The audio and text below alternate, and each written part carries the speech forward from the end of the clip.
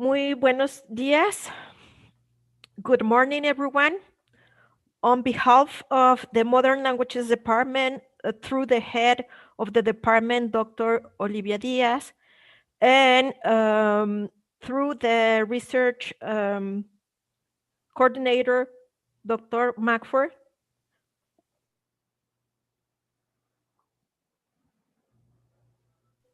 who is a professor at the University of Guadalajara in the Modern Languages Department.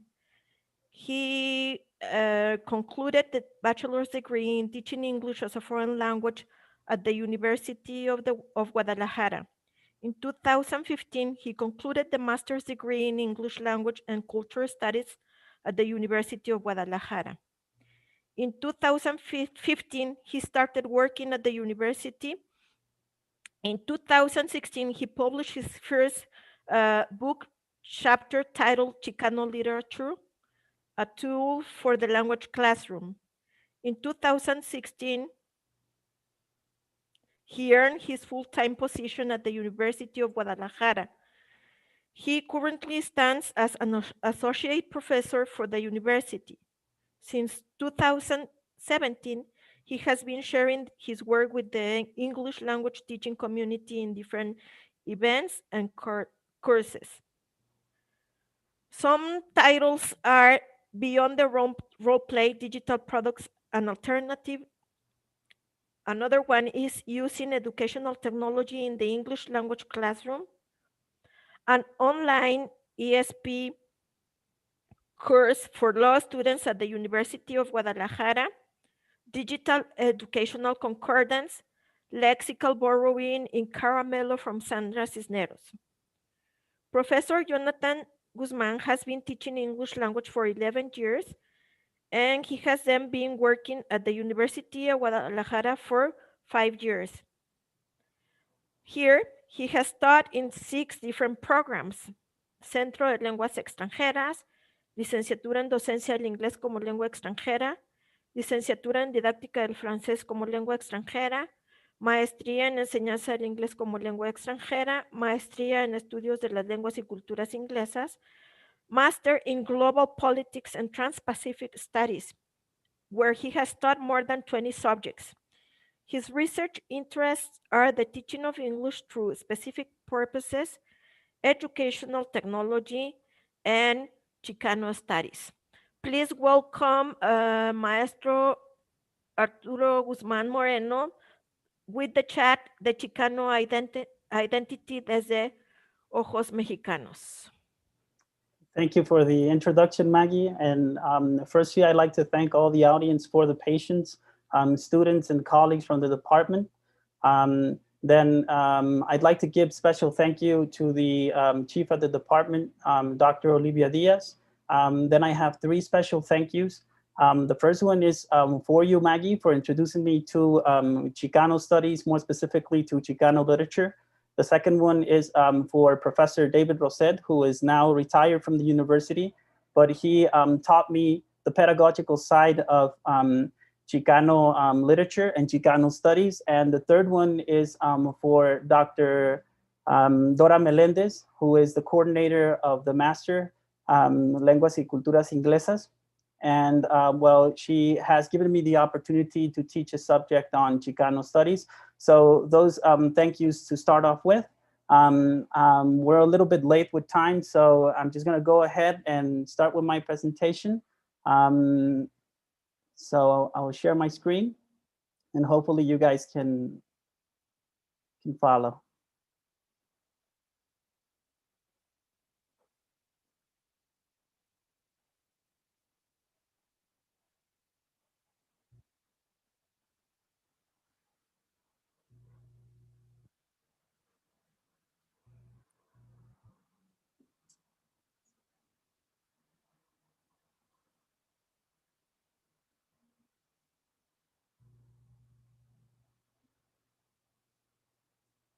Okay, so then the chat is titled The Chicano Identity desde Ojos Mexicanos by Professor Jonathan Guzman, and this is for Seminario Permanente Investigación 2020B here at Centro Universitario de Ciencias Sociales y Humanidades.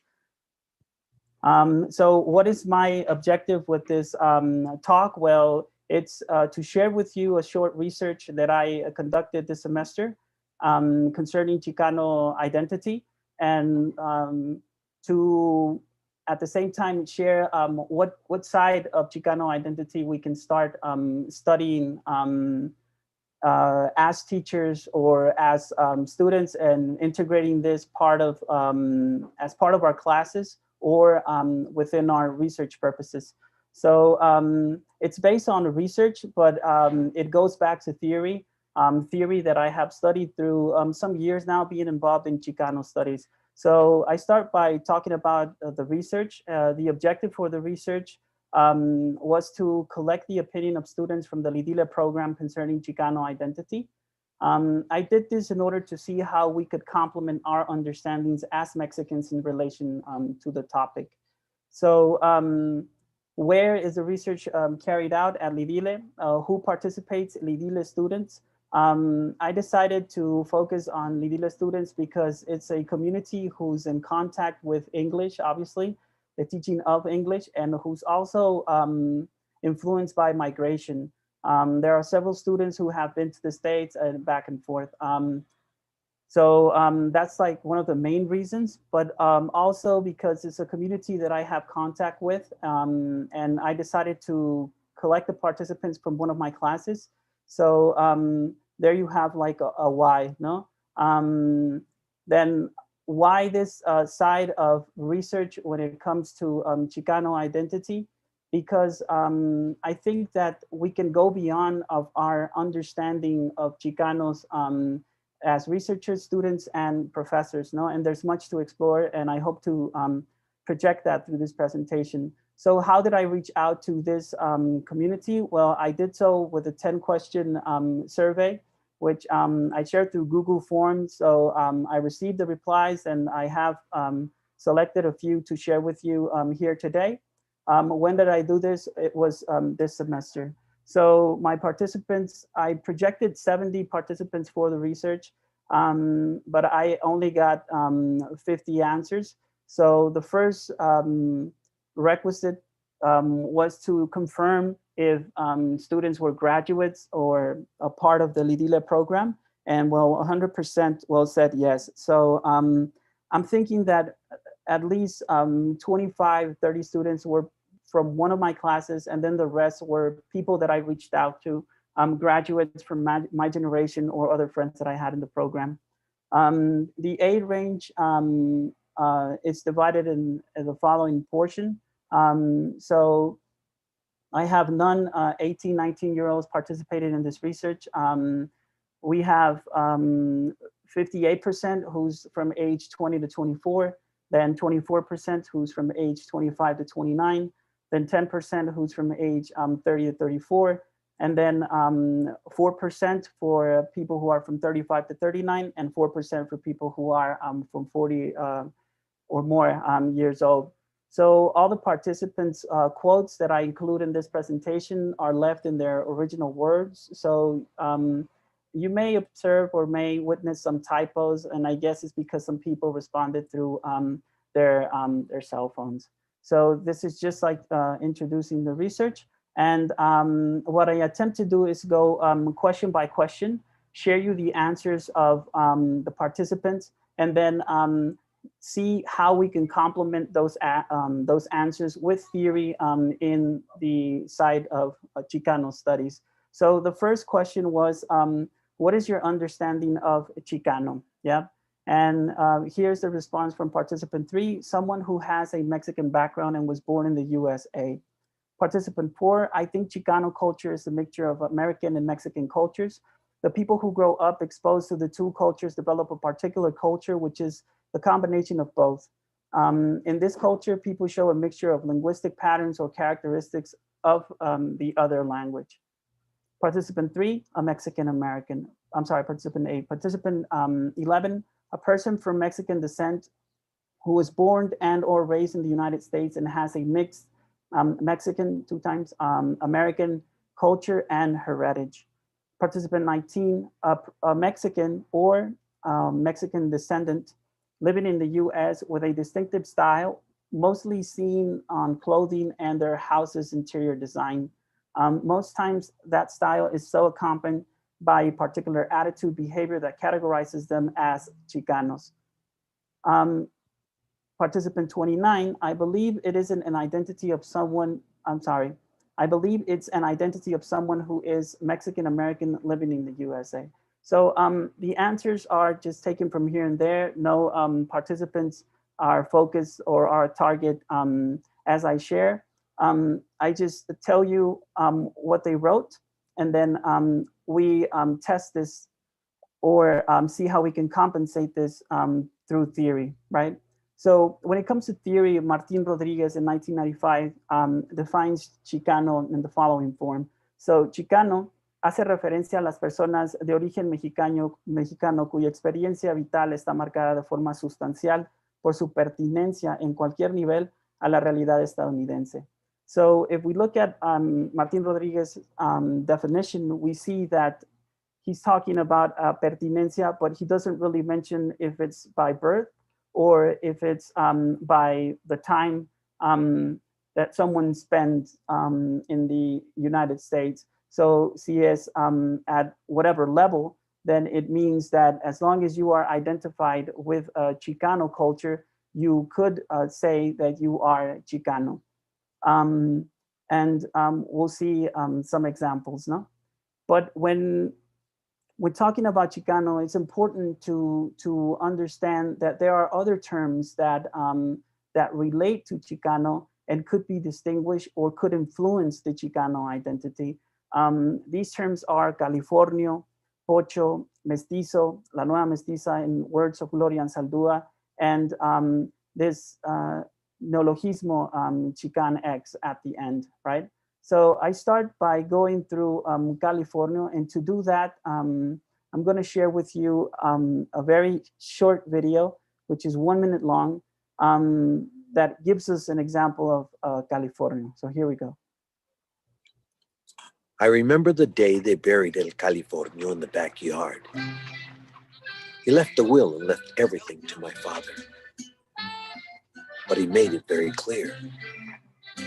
He didn't want to have nothing to do with the Pinche church or the Pinche government.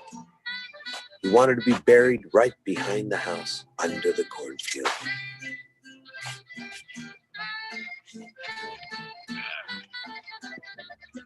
And El Californio said exactly what he wanted written on his grave marker. Don Alejandro Vázquez El Californio. Died 1934. When I was born here, this was Mexico. Where I lie, this is still Mexico. So then a Californio was a person that was part of the United States after the Treaty of Guadalupe Hidalgo in 1848. So they wouldn't call themselves Americans, but they would they weren't part of Mexico anymore. So they would rely on this term California to say, well, I'm not American, but sadly I'm not Mexican anymore, and this is where I stand, no? California. Then the next term is Pocho. It is a little bit difficult when it comes to researching on the theory for Pocho. You don't find much information, to be honest. And it's a word that we still use here in Mexico, but I haven't heard it as much. So we could say that there's more to be explored, but at the same time, the word is not that much in use, at least from the contact that I have with Lidile students. It's more talking about Chicanos than Pocho. So Tino Villanueva in 1994 gives two definitions for Pocho, which are based on Opata, which is a language that is not in use anymore since 1930. So the first definition comes from Potzico, Potzi, Pochi, Pocho, which means cortar or arrancar. And firstly, it was specifically referred to cortar o arrancar la hierba, and through time, it turned into cortar or just arrancar. The second definition that he gives is tacopotzi, or comes from tacopotzi, potzi, pochi, pocho, which means corto, rabón, referring to something short, no, or cortedad. And when putting this cortedad into people, you fall into the perception of carencia de ideas. So in this sense, pocho would be a person that lacks ideas of where this person is from, and would immediately fall into the American culture and wouldn't be interested in looking back at the roots of this new community or Mexican American community in the United States. So then Sanchez Valencia says that a pocho seeks to cambiar su identidad para convertirse en gringos. In other words, agringarse. So it's more about being successful in the States and not about representing who you are, right? And falling more into American culture. Then another term which is important in the definition of Chicano identity is mestizo, or la nueva mestiza, as Gloria Anzaldúa calls it. Chicano identity is in between, just as a starting point. So it's going to be important to understand that there is going to be a juggle of cultures. Gloria Anzaldúa writes mostly for women, and she writes for under a feminist perspective. But this this theory could be matched to any person, right? So this is how she defines the new mestiza. The new mestiza copes by developing a tolerance for contradiction, a tolerance for ambiguity. She learns to be an Indian in Mexican culture, to be Mexican from an Anglo point of view. She learns to juggle cultures. So then Chicanos have to learn to juggle cultures, right? And the last term is Chican X, which is just an orthographic variation, a neologism, to not use the O, that's for masculine, but we have to have in mind that English is not, under the theory of markedness, English is not marked, no, when it comes to gender, or is less marked than Spanish. So sometimes, at least from what I've witnessed, Chicano could be used to refer to a male or female. So it's still in process, but I mean, I totally agree with this orthographic variation, just to know, because then you're going to see it as Chican X or Latin X when you research on the topic, right? So then 4 key terms that could help out when defining Chicano identity, and that could enrich our perception. No? Then question 2 is, what cultural differences do you see between a Chicano and a Mexican? And here are the responses from the participants. So participant 2 says, I see that Chicanos are more empowered of their history and their culture. Participant 3, sometimes a Chicano is more aware, engaged, and proud of Mexican culture than a Mexican. Participant 14, that Chicano people are really proud of their Mexican heritage, while Mexicans often give it foreshadowed except when they are in other countries or in the presence of someone foreign. Participant 18, the American aspect. A Chicano grows up and lives in the US, embraces the Mexican part of her heritage, but believes her lifestyle is American too. Participant 27, their idioms. The fact that they don't identify themselves as Mexicans, the way they sometimes mix languages and even have their own words or dialect. And participant 35, Chicanos grow up and develop in multicultural environment. They learn about Mexican and American culture and embrace characteristics from both. Mexicans are raised following the Mexican traditions, and they learn about other cultures as they are growing, but they don't necessarily embrace those other cultures. So that's the perspective from participants. And now when it comes to theory, this is how I decided to put it. I think it's clear, and when it comes to exploring Chicano identity theory, that what's going to distinguish a Chicano from a Mexican identity and from an American identity is going to be this space in the middle, this in-betweenness. So I'm neither Mexican, but I'm neither fully American when it comes to identity. So a Chicano is influenced by a Mexican identity which has indigenous roots, we see these indigenous roots represented by several Chicano authors, actors, musicians. And it's curious because sometimes, as the participants mentioned, we don't even pay attention to these indigenous roots as Mexicans. And we see that Chicanos are really reflecting it in a very socio-political form, no? Then on the American side, we see, well, a Chicano is actually an American.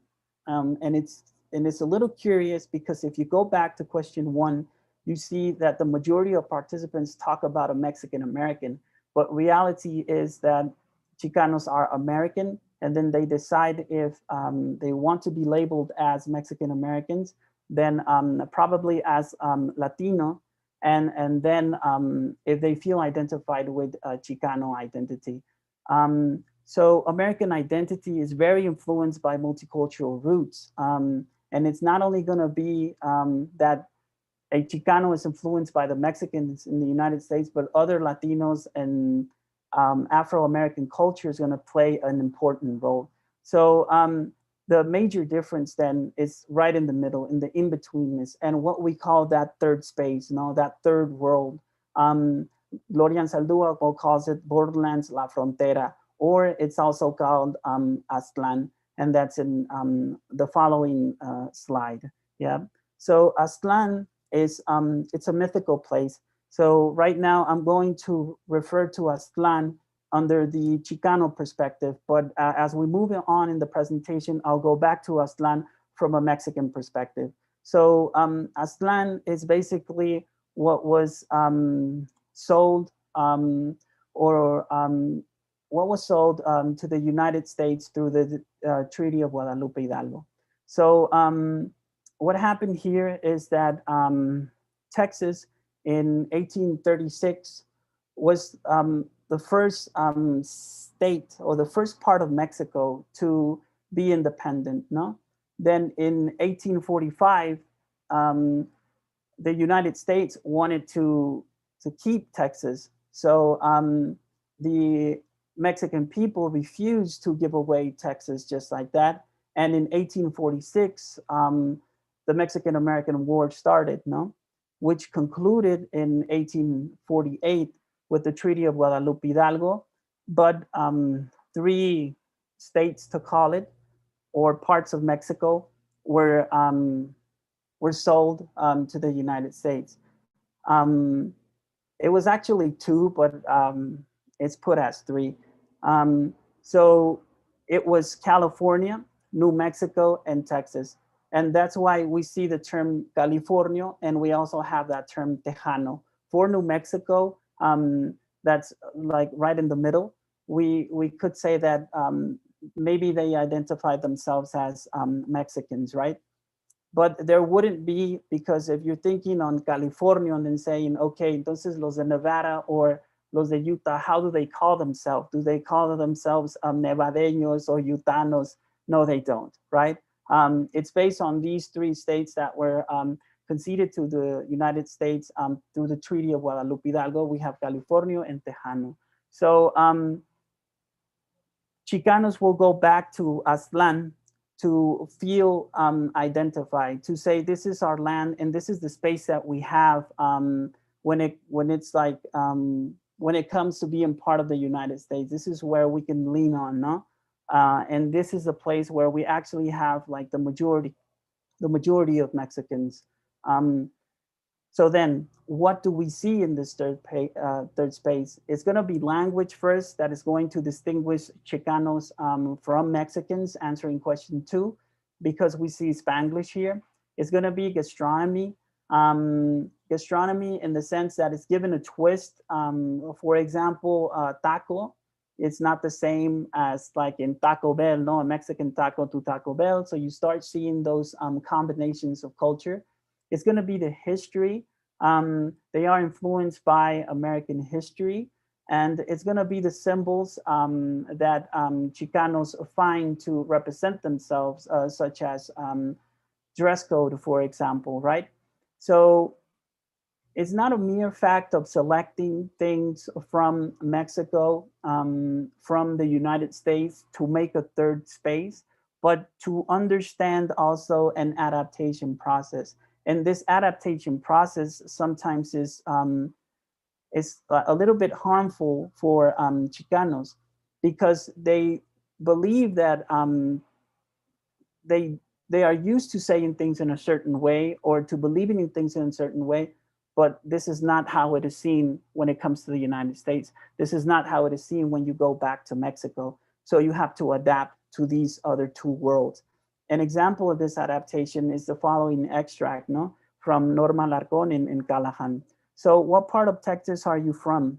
Amarillo, says the person. Amarello, you mean, I suppose. So you have to, as a Chicano, adapt to the pronunciation of American people, right?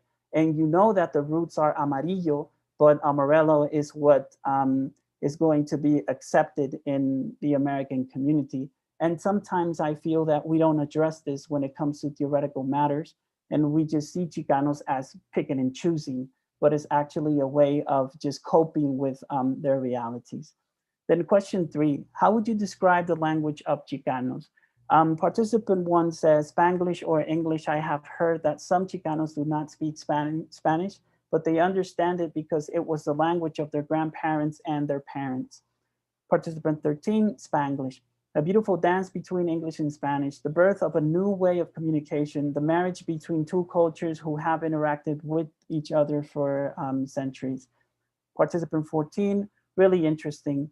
I think that they often do code switching and Spanglish to communicate, just as in saying regular words as in, my mom did frijoles for dinner, to guachate, to say fíjate, or me moví, as in me cambié de casa. Participant 29, it's a large spectrum. It's unique. They have their own words, their own slang, even their own grammar at times too. It's not Spanish, nor English, nor Spanglish. It's Chicano language. And each community has their own twist to their Chicano language. Participant 36, Chicano English is a variety of English spoken by fluent English speakers. And participant 46, a kind of Spanglish with their own slang, Mexican and American, with flow and kind of like a cholo style in there, but with an American accent and very fluent. It sounds very cool. I like it. So then when it comes to revising theory on the language of Chicanos, I quote Chien, which is for me like very relevant. She talks about a third world that integrates cultures. She talks about this third space where people create their own English. Her work is actually titled Weird English. So communities create their own weird Englishes, no? And with no question, the Chicano community has done this through literature, through music, just in a daily basis, no?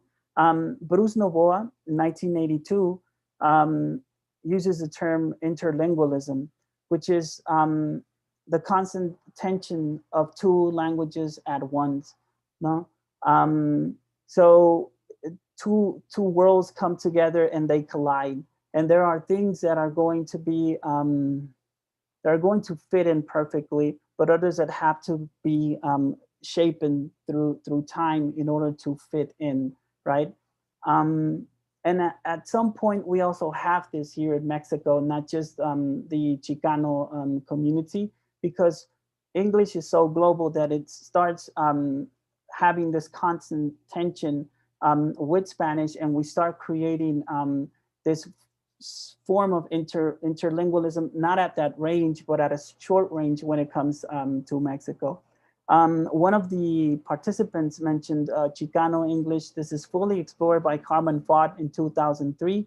She gives the example of the pronoun themselves, theirselves, how Chicanos like sometimes use it to refer to the same thing. No? They don't really see a difference between themselves and theirselves. Then Torres talks about Chicano language, but in the literature, how it is written. And she talks about Chicano language for a monolingual reader and for a bilingual reader. So she mentions 4 different strategies, 2 that concern the monolingual reader and 2 that concern the bilingual reader. The first 2 say accessible Spanish, Italicized language, or glossaries. When you read a piece of Chicano literature, for example, you get to see these words marked in Italicized language or just like your glossary at the end, but that's not very common lately. So you're going to see these words marked in bolds or in cursivas just to make it accessible for the monolingual reader and say, oh, there's a word that you may not understand here or an interesting word. The strategy of translation, semantic equivalent that follows words or phrases right away. So sometimes a word is used in Spanish and then is translated into English for the reader to understand. I have an example on that. Then the third strategy, which is now for the bilingual reader, is untranslated Spanish. So words are not italicized or marked as foreign in any way. So a clear example here is Rodolfo Anaya with Bless Mi Ultima. When he writes his piece of literature, it may be done in a political sense that I don't need to simplify Spanish for you, or there's no need because my language is as equivalent as English, and I'm just going to leave it out like that, and I'm not going to add no cursives, no bolds, no. So it's done for someone who's competent to read that piece of work, no, or simply because they just want to write it like that. Then the fourth strategy, word or phraser calques. This is when the language being introduced may be reflected through syntax and inflection. So here you see something like Chicano English, but sometimes you see certain patterns which use Spanish grammar structure. So, I mean, because of time, I cannot illustrate each. I just brought in the example for translation, which I think is very relevant. So because by now there are a lot of curious people about neighbors and those walking down the street to see what they could see, metiches, busybodies, mirones, oglers, and mitoteros, liars, gossips, storytellers, troublemakers, all rolled into one. This is from Caramelo, from Sandra Cisneros. So here we see that translation strategy back to back. Yep. Then we move on to question 4. Do you have any Chicano relatives or friends? How would you describe their idea of family? Participant 8 says, relatives and my husband. They think of themselves as Americans in the way that they follow the rules of freedom and independence, but when it comes to family, they're even closer than some Mexican families. Participant 13, I believe their ideas are pretty similar to what's practiced in Mexico. Family goes first, they take care of each other. I do think, however, that they due to practices in the USA, there is more freedom of speech in a family. Usually in Mexico, there isn't much to say if you're not one of the elders. Participant 23, their idea is to always be there for your family, no matter the situation. Appreciate the family you have now so you don't regret anything later, and don't disrespect nor betray your family. Participant 24, I have a lot of Chicano relatives and friends. My dad and his brothers immigrated to the US, and my cousins and I were all raised as Chicanos, and we had many other Chicano friends. Family is very, very important. Your cousins are your best friends, and your uncles and aunts are like your second parents. Family gatherings are huge and often, especially during the festive days or the holidays. So then these are the answers for family, no? Now, when it comes to theory, and when looking at family, I think that a relevant insight here is Lewinsky and Arango Keith, which talks about grandmother, mother, and daughter. So that transition through generations of like that grandmothers used to be a little more traditionalist, a little bit more into Mexican culture. Mothers start with this little shift when it comes to values and are not as traditional as the grandmother. And then the daughter is more into freedom, no? At least that is what is reflected in Chicano literature.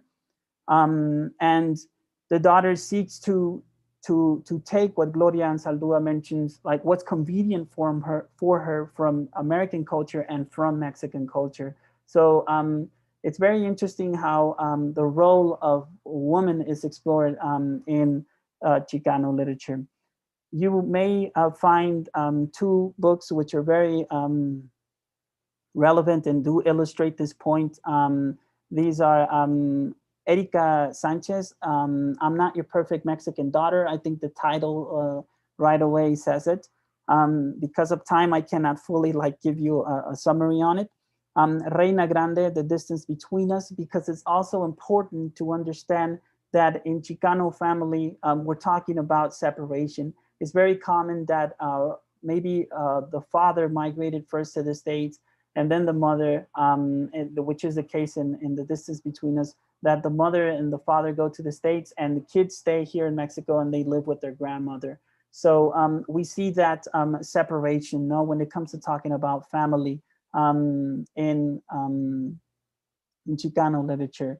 So I have here some images that portray the family. The first one is it's a piece of art where a woman it's a young girl turning, and then it's like the face of an old lady at the same time. I'm sorry, but I don't want to move it right now.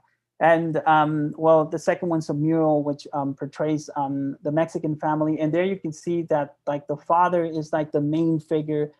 He's a campesino. He's there, the musician. He's with the mariachis over there. So you see that masculine figure in that mural. But it's interesting that in the Chicano identity, lesbians have played a key role when it comes to this deconstruction process or fighting against el patriarcado, right? Gloria Anzaldúa is, of course, at the top with Borderlands, La Frontera, top 100 books in the United States.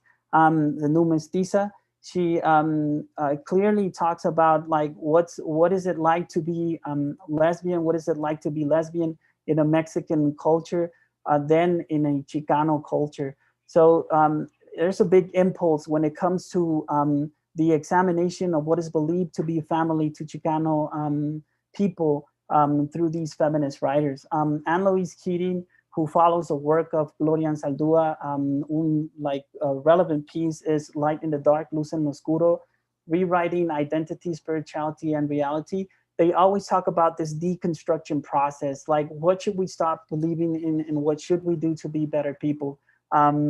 She also has interviews with Gloria Anzaldúa who are published, and they're very good. Sherry Moraga, she has a late publication titled Native Country of Heart, a memoir, and it's basically a person talking about coming out of the closet and what's it like to face reality. And then Richard T. Rodriguez, 2009, Next of Kin, the family in Chicano cultural politics. So he talks about the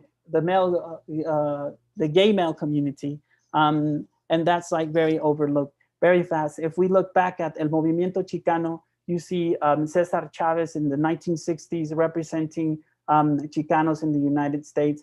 Pero dentro del Movimiento Chicano, you see women fighting for their rights because it's mostly men who are in front. So then it's women. And underneath the common idea of women, we see lesbians fighting for their rights. And right at the bottom, we see gay males fighting for their rights. So it's very interesting how that fight has shaped the idea of family. What forms of expressions do you know of Chicanos? What Chicano products or production do you know of? What is your opinion of these work pieces? And I summarize this. Well, first I give you the participation. Participant one, participant two, many Chicanas I have had a chance of meeting use makeup and do makeup like cholas, which for them is a sign of respect. Also, many Chicanas would pimp their lowrider cars to something representative of their culture. Lastly, many do work like tattoos, keychains, paintings, etc., and things of that, things that might represent our culture. So like food, music, La Virgen, and more. When I lived in the States a few minutes from Los Angeles, I remember seeing a lot of murals on the streets related to Chicanos, and I was very impressed. They were beautiful and the community valued them a lot. And I think it's nice because it all goes back to the fact that those of short things remind them of their identity and roots. Artwork like tattoos, murals, fashion, and makeup, literature, among others. I find it inspiring because it gives a sense of belonging and representation in a country of such diversity. I would say music, graffiti, I don't know. I'm not a big fan, to be honest. They're like cholos for me. They're two cholos for me. I can only recall murals painted near the house I lived in America, but what I most vividly remember are paintings that had to do with religion, a lot of La Virgen de Guadalupe. So it's what we see of Chicanos, but we can also find this production from Chicanos, and it's everywhere, basically. So we have Stand and Deliver, like in movies. We have La Bamba. We have the movie now for Cesar Chavez. We have Selena when it comes to music. We have Carlos Trillo and Eduardo Rizzo when it comes to comics. Another movie down there, My Family. We have Los Tigres del Norte, which, I'm sorry, who they founded in UCLA un Centro de Estudios Chicanos. So I think that's a big contribution academically wise, socially wise, politically wise, and not just music. And then to your left, in the lower part, we have Sandra Cisneros. So several forms of expression from Chicanos. We have murals as the participants mentioned. A lot of paintings also, not just murals. I really like this painting right at the bottom, at your right, because it's like reflecting like the barrio here in Mexico, the neighborhood, and at the back you see the city. So you see two countries at the same time. Because of time, I can't stay there long. So question 6, what changes could you highlight from the Chicano community through its generations? So in this question, well, I firstly mentioned that in 1848, the Tratado de Guadalupe Hidalgo was signed as a cession agreement from Northern Mexican territory to the United States. Many Mexicans opted to remain in their home territory that would now become American. This is when the development of the Chicano identity begins, no? This is what participant 6 says. I think Chicanos had to undergo a change of identity because they were neither Mexican nor American at the moment. Also, I believe there has been a constant struggle for the Chicanos to integrate to the American society due to their cultural roots. I know little about the topic, but from my perspective, I could say that Chicanos have a more social accepted image, not of thugs, but more like ethnic groups, and can speak more freely than before.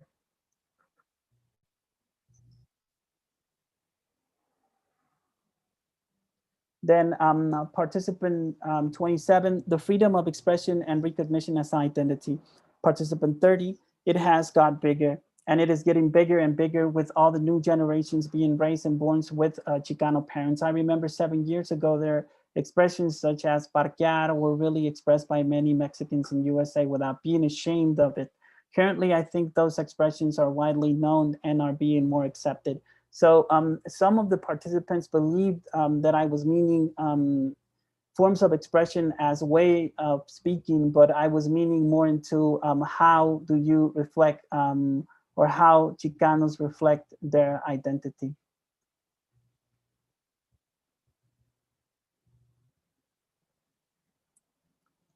I'm sorry, I'm having troubles with my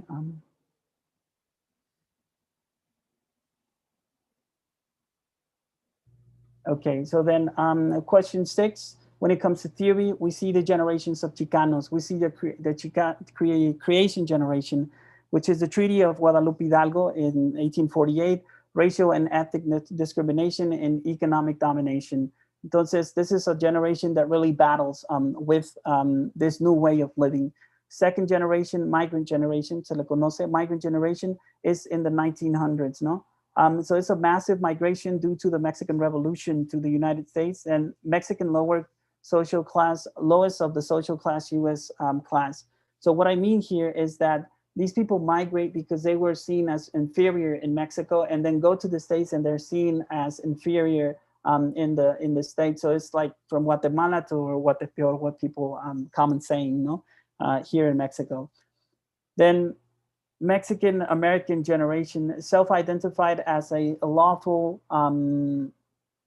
resident, field work to industry jobs, Mexican origin emphasis, alien to the Americans, and it's World War II. So in this Mexican-American generation, several Mexicans go and represent the United States in World War II, then come back and are given their citizenship. Y este es el caso de uno de los académicos grandes in Chicano studies, who's Luis Leal. Then fourth generation, Chicana generation. Chicana generation starts in the 60s with the Chicano movement, and it's a reflection, it's a disappointment that we're not doing much and we have to do something more. Y empieza la escritura, and then you see a social manifestation, no? Seeking for a visible fight and seeking for better opportunities more than anything. And we are now experiencing the fifth generation, so that's in question. So like, what does this generation, what is it like? And you see a Chicano who doesn't speak that much of Spanish now, that still is like tied to Mexican roots, but not as much. You see him looking at Mexico as a way of tourism. So now comes to Mexico to consume and not much to say, you know, I want to go back like with my big family and see everybody and spend some time. So it's a very interesting topic to explore more. So what are some practices of Chicanos that tie them to Mexico? From what I know, mostly the food is what they try to keep and adapt as close as possible to the original. Also the music, the Catholic religion, the festivities, family hierarchy, and extended family connection, the language, no? The language, it just makes them feel connected to Mexico, the culture as well, as in listening to ranchero music and parties, pedas that end at 9 a.m. because they are used to it. Also their religion and how important it is to them, as in as La Virgen and rezos. Also quinceañeras are really expensive in the USA, but it keeps the culture alive. The few Chicanos that I know love Mexican food. They either cook or are very knowledgeable about it, even if they also like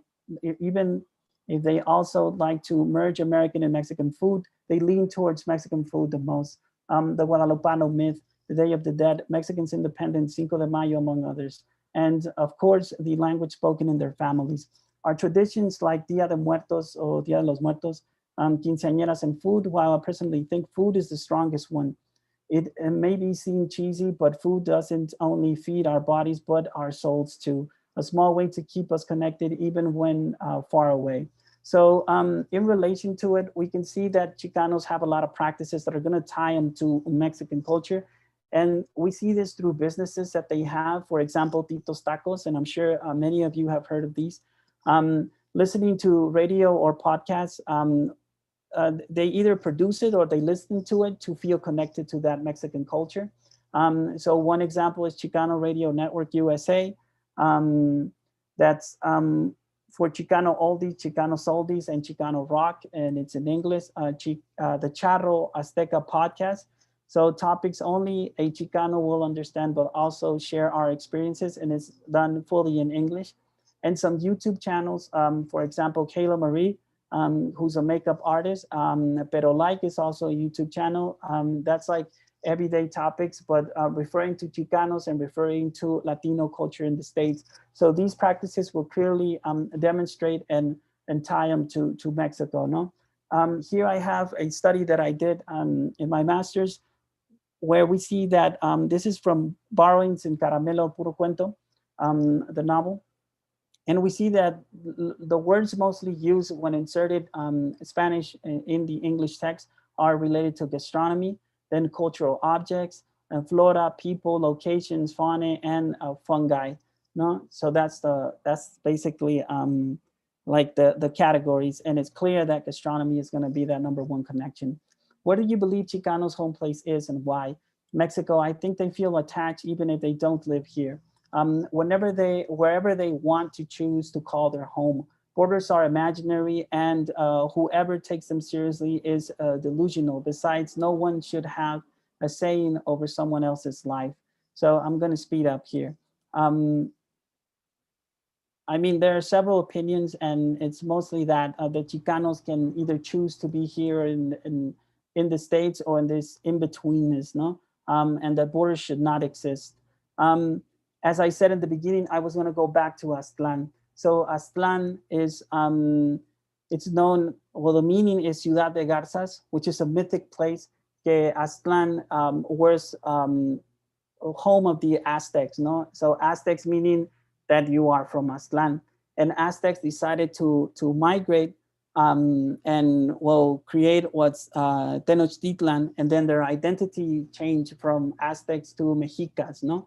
And it's interesting how Aztecs decide to leave, but how Chicanos decide to come back to this mythic place, no, known as Aztlán. So I think it's very curious, and it relates to what participants are saying, that the world is borderless, no? I have a quote here that said, "Borders are the scars of history." And it makes it very ironic, like how Chicano identity looks at borders in a very positive way, to connect with other people and not to talk about sad topics, no? So this mythic place, some believe that it's around Jalisco, Nayarit, but it's not confirmed, just means so much to the Chicano culture, no? So it's going to be that space in the middle where Chicanos are going to find their home place, in my opinion. No? Question 9, do you believe Chicanos are, how do you believe Chicanos are perceived in Mexico? In my experience, when I arrived to Mexico, I was called fresa, payas, etc. Even though I didn't talk because I was embarrassed of my Spanish, I was immediately bullied and left out.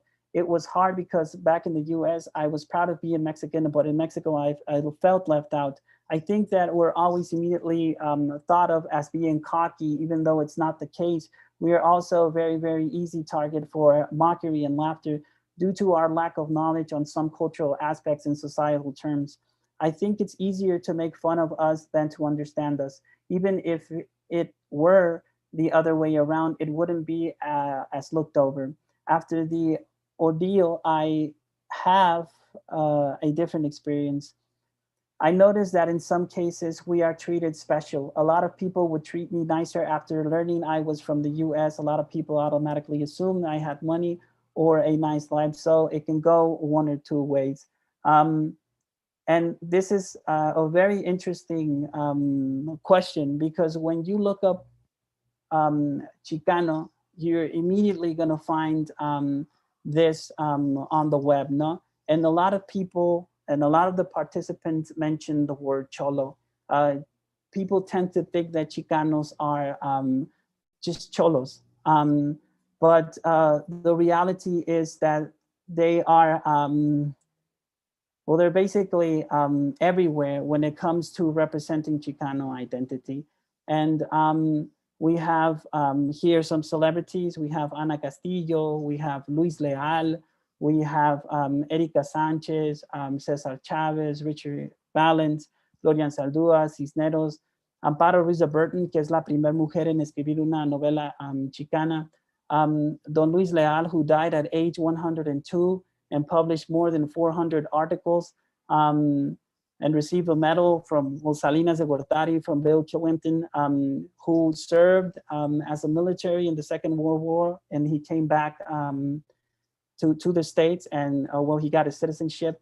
And we don't see, like, if we look at these people, or at least from my perspective, I don't see cholos here.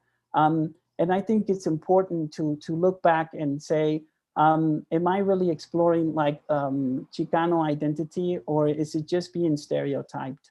What do you think is the outcome for Chicanos in the US and Mexico? Chicano communities will continue to be strong and grow as these generations are very woke and like to fight for what they believe in. In Mexico, I feel they don't have much influence. A bigger exchange of culture between countries. They are raising awareness of the process we go through when being immersed in total different contexts. Necessities make you change and adapt. Chicanos are an identity that is getting known worldwide. They are proof that new identities arise within time. So because of time, I can't read the rest. But it is very true that Chicanos are becoming more political through time. An example is Maria Contreras Wheat, who was born in Guadalajara, who immigrated to Los Angeles, and is a founder of Pro America Bank and former administrator of a small business administrator. So she has a good position, and she's really seeking to compete and earn a decent space in the American context. No, here we have numbers of migration to the United States. We see that, well, Mexicans cover 60% of Latinos identify with origin from Mexico when it comes to the people in the States. Not meaning that they migrated, I'm sorry, but that they live in the States and they see themselves as Mexicans. Then it's Puerto Rico, Cuba, and there you have the numbers, right? So it's a big population at the end of the day. Here are some facts of Mexican people in the States. These are American citizens of the States that identify themselves as Mexicans. So the Mexican population is concentrated in California, 35%, and 26% in Texas, and 5% in Arizona. The median age of US Hispanics is 29, similar to that of Mexicans, 27, and lower than that of the US population, 38. Looking at full-time year-round workers, US Hispanics earned $34,000, while Mexicans earned $32,000. Entonces, if you consider yourself Mexican-American, you're making $34,000. If you consider yourself a Mexican, despite being American, being born in America, you earn $32,000. So it's really, it's very controversial, I think. I come to the conclusions. It's a shame that we got a little bit late behind because of time. My conclusions are there's more to explore when it comes to Chicano identity, and not just looking at the stereotype of Chicano identity as in Cholos, as I said. Then the teaching of subcultures, I think that for this audience is very relevant to think of these subcultures that exist through migration. Maybe the students from Lidife will not associate directly, but you can think of people from Africa, for example, migrating to France, or even Mexicans migrating to Canada, where French is spoken. So what happens in these subcultures? Like, what are the adaptations? Do we really teach them, or do we teach French culture, American culture, British culture? Why not teach subcultures? Then the impact of our teaching and identity. Are we really putting situations there in the classroom that are gonna make people reflect on who I am, who I wanna be, and how can I cope with a better world? Or are we just repeating the teaching of culture as it has been imposed through several years behind? Una característica de la identidad es no ser unidimensional, sino múltiple. Tiene un carácter plástico y está sujeta a modificaciones según diversas situaciones. This is Rodriguez and Cisneros, 1996. So are we teaching identity? Are we shaping identity? How are we intervening in identity to make it multiple, to help people connect with the world? Then another conclusion is that the challenges of teaching, it is clear that we have the challenge of technology, but I think that with this situation that we're living around is clear, no? And it's done. And we have to get over it and just work on this side. But the challenge now, personally, is that we have a borderless learning community. The newer generations do not believe in borders in any sense, not just when it comes to countries, but when it comes to beliefs. So I think that we are more open to more topics, and there's much to explore. And Chicano identity in the classroom could help in this exploration and help us connect with students in a sense that we all need to break these borders. And it doesn't mean that we are all traditionalists, but we just get used to living in a certain systematic form because of society. But it's important always to think on the borders or barriers that I want to break personally. And lastly, Chicano identity needs more exploration from an academic, a social, a political, and a historical perspective. That would be it on my behalf. So here are references. Maybe you can write me a comment if you want more information. And well, I thank you much for being here with me today. Thank you. Maggie.